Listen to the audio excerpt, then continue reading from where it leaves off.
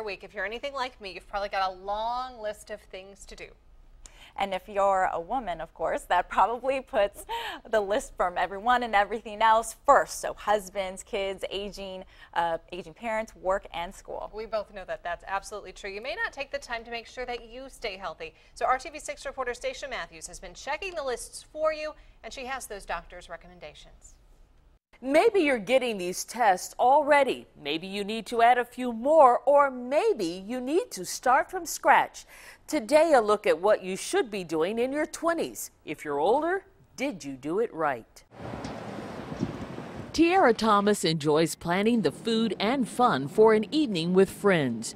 During a quick trip to the grocery store before going into work, she heads straight to the produce section.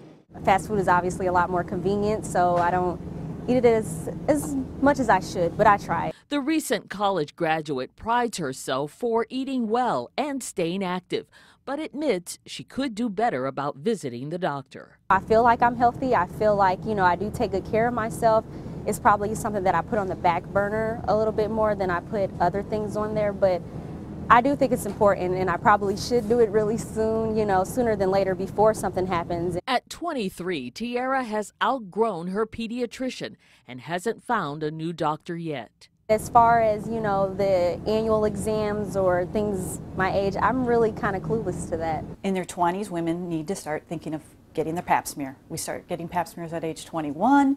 There's different vaccines that they might be eligible for. Dr. Jessica Swinberg says that includes the vaccine to prevent tetanus, diphtheria, and whooping cough, annual flu shots, and the HPV virus vaccine through age 26 to protect against cervical cancer. In school, as a young lady, they teach you, breast exam, at-home breast exam and things like that, and, just to, prevent breast cancer. Dr. Patricia Kennedy says that's what should happen, getting young women into the habit early.